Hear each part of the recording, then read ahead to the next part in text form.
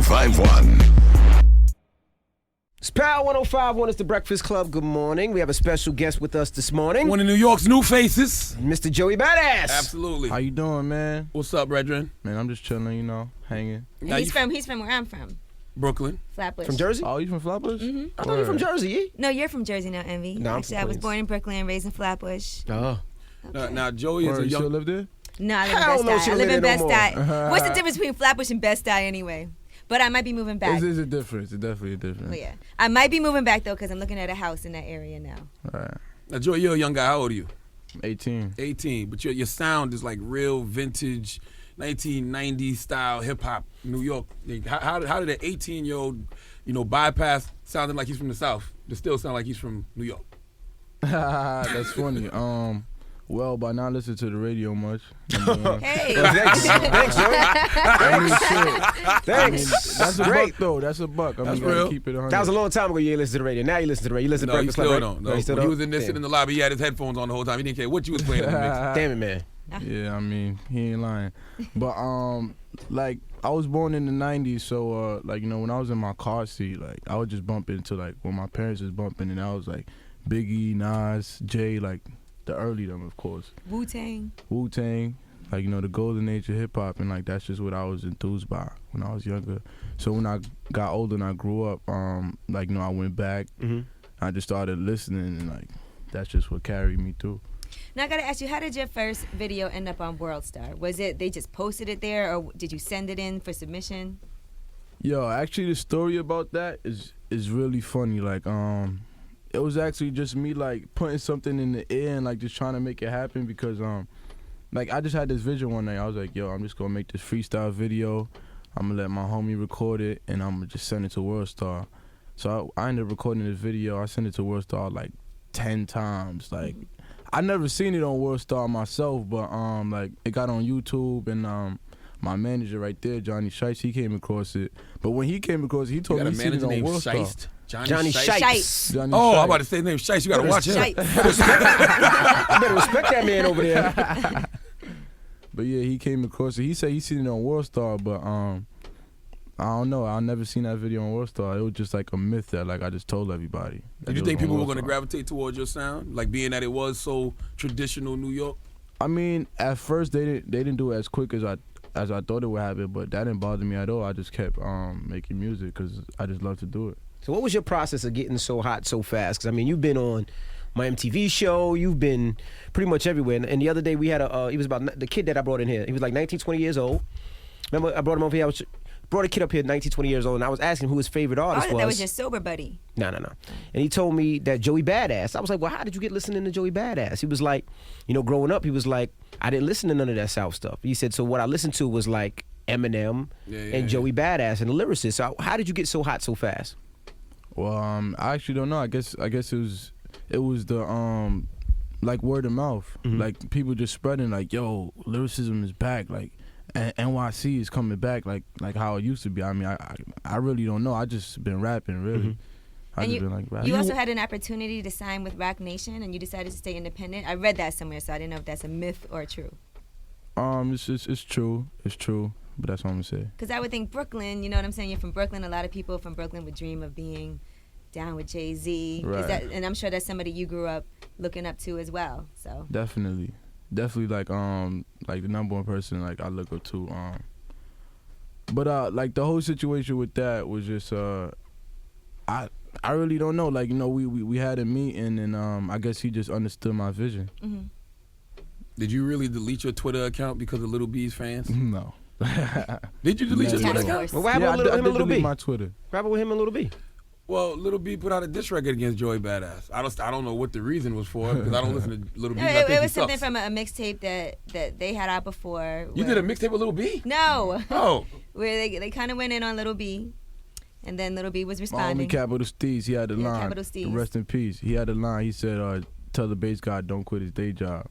Okay. And that was like a year ago, and I tweeted that to him. I was like, yo, I don't care. I'm about to start rap beef because I'm a hothead, and that's what I did. I mean, Lil B does suck. So I mean, I do. Yeah, and I didn't like him.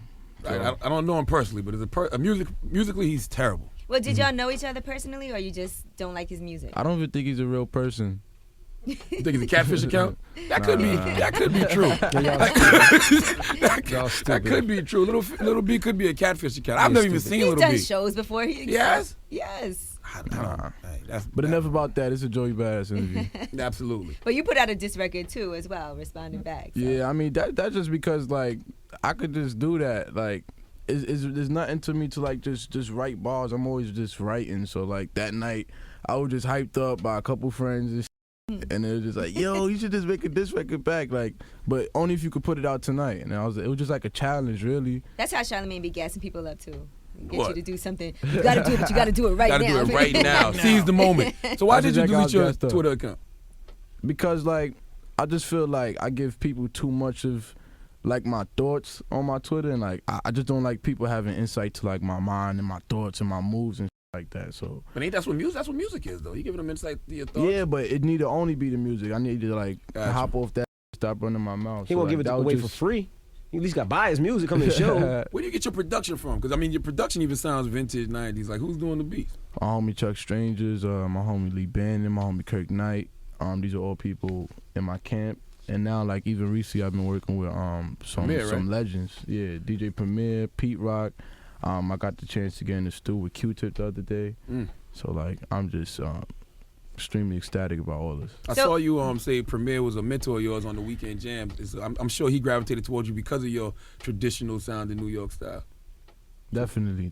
When I first met Premier, it was just like meeting the hip hop OG, and like he's riding with you, so like he's trying to make sure that like you doing the right things too.